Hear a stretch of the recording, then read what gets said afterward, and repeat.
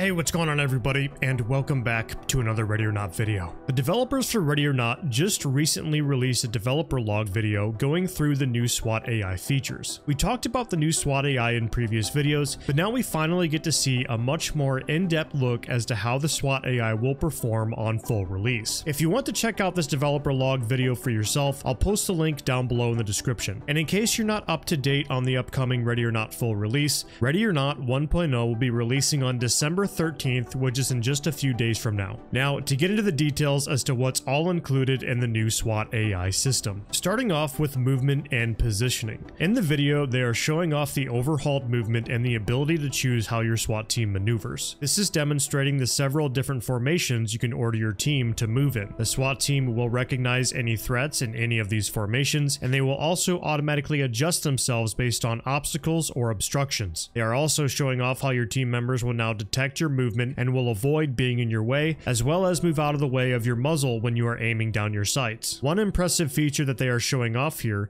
is how the SWAT team is training their firearms properly on a stairwell while proceeding.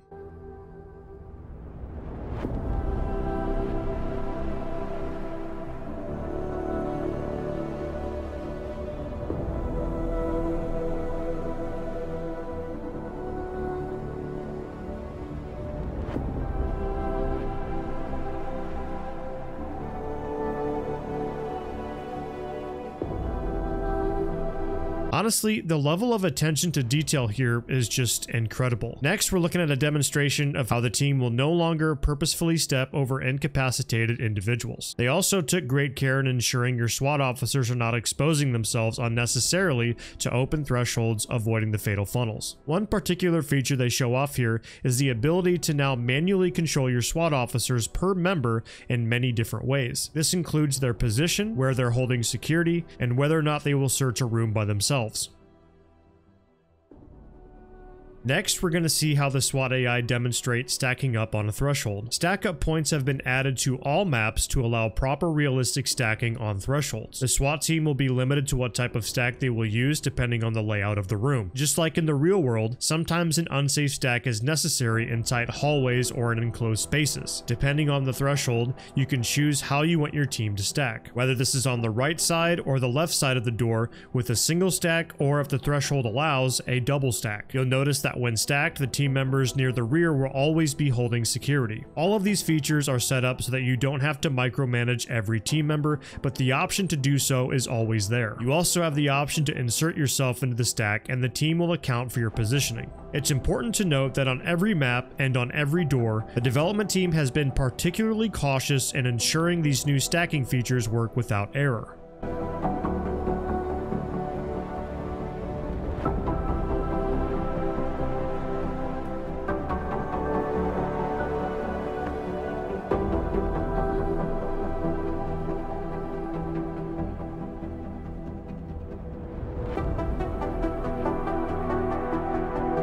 Next, we're looking at demonstrations of how the new SWAT AI breaching system will perform. The ability to utilize a battering ram and/or deploy a launcher will now be available. Similar to real-life procedures, the SWAT officers will provide security for the breachers.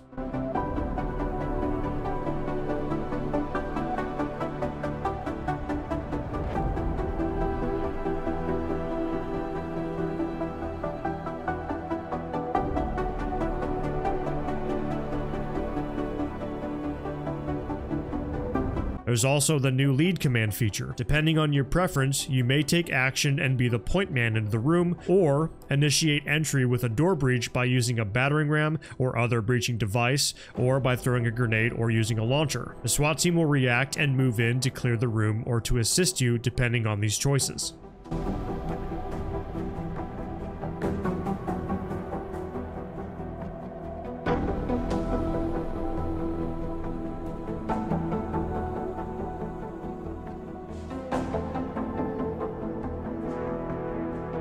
Next, we'll be taking a close look as to how the new SWAT AI clear rooms. The developers have taken great care to ensure every map is set up to allow for realistic and practical room clearing. Just like with real-life clearing procedures for most modern teams, the SWAT AI will take down a room using whatever method fits best for the type of room they are entering. Here they are showing off how the SWAT team can differentiate between when to use the left-right method, as well as when to use the button hook. They are demonstrating SWAT AI here with actual real-world knowledge to clearing. Anyone who understands just in the slightest bit of how modern tactics work could tell you that this is very similar to what you'd see performed by teams in the real world.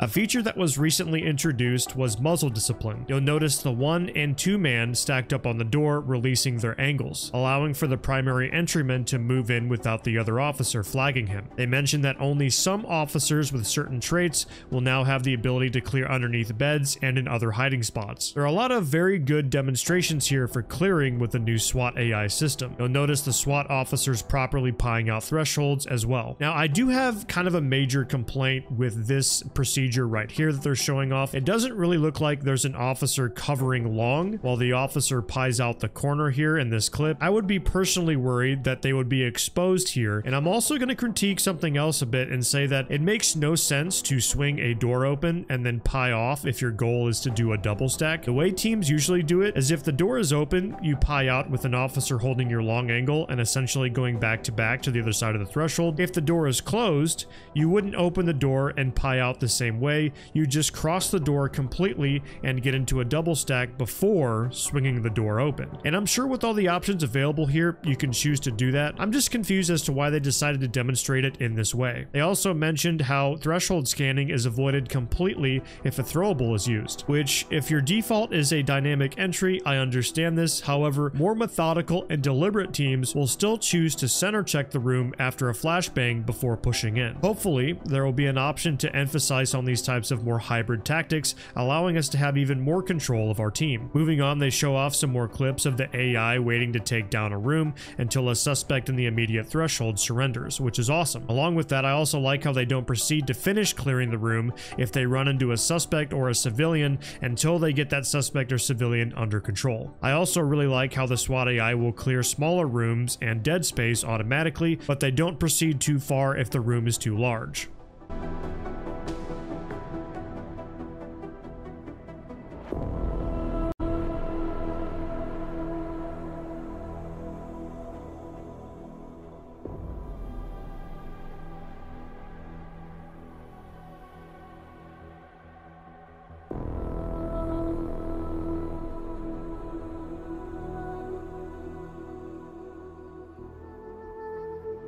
Next, they show off how the SWAT AI has been improved to demonstrate the pristine ability to allocate threat priority. You can see here that your new SWAT officers will be able to identify that an open door takes priority over a closed door. The SWAT officers will dynamically make the decision on what to provide security on based on their environment. With the new SWAT AI features, if the SWAT members run dry on their firearm, they will swap to their sidearm to deal with the threat and then back to their primary to reload.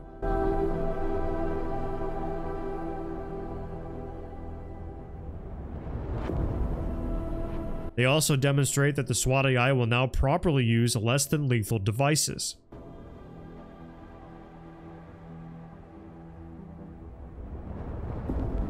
Also, they show off that if you make the decision to purposefully engage arrested civilians or shoot at officers, your SWAT team will now take action against you.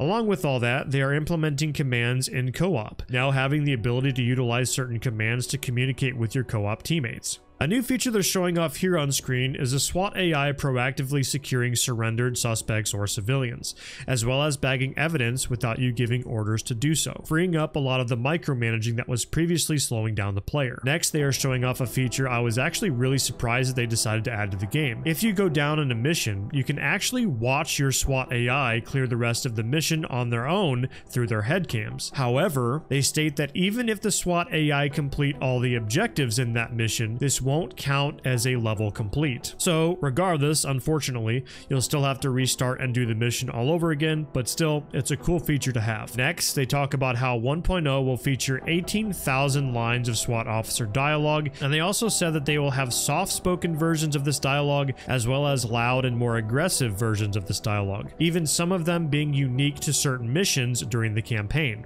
Weird seeing these old school diners. My parents used to take me to one all the time. Nothing like a cheeseburger from a diner. Sick motherfucker.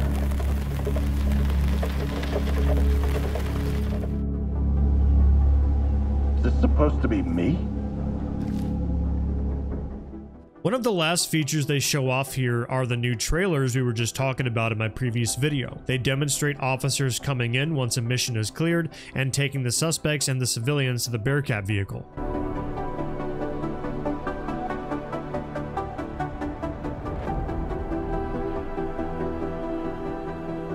Now, lastly, they mentioned how all of these new SWAT AI features will be immediately compatible with custom maps on launch. Just like before, the first time you load a custom map mod, the game will generate all necessary data required for the SWAT AI, and they state this only needs to be done once. I know there's a lot of questions about whether or not custom maps will be immediately available on release, and I'm actually quite excited and happy to announce that, yeah, they've confirmed that this will be a thing, so we'll be able to jump into our custom maps immediately on launch. That's awesome. I have to say here, closing things out, that the level of detail with the new artificial intelligence is just incredible. I'll be honest and say that I never thought we'd be getting this type of an improvement, and I am just so happy to see how much of this has changed. And I also just want to say thank you to the developers at Void Interactive for getting the game to the position that it is now. I'm so excited for the future, for not only my content with Ready or Not, but also for what's to come to the game later down the road. Speaking of which, before we end the video, the developers give us a teaser about a feature that I know a lot of players have been talking about and will be happy about hearing. There's been a lot of talk about the ability to be able to play the new Ready or Not campaign in co-op with the new SWAT AI and your friends. Although they state this won't be immediately available on full release, they hint that this may come at a future date. Either way, that is going to be everything to go off of here in this video. Again, if you haven't already seen this devlog, I have the link down in the description. Make sure you guys go check that out, give them a like, subscribe to their channel. I would definitely appreciate that, and so would they. That is going to be everything though. Let me know what you guys think about the SWAT AI down in the comments. We're so close to the Ready or Not 1.0 full release. I can't wait to bring content to you guys. I am going to be live streaming when the 1.0 release comes out. I'll be live over at twitch.tv/InvictusLive, and we'll also be live here on YouTube as well if you prefer that instead. Either way, we'll have plenty of new content releasing daily once 1.0 releases, so I can't wait to share all that with you guys. Thank you guys again, and we'll see you in the next video.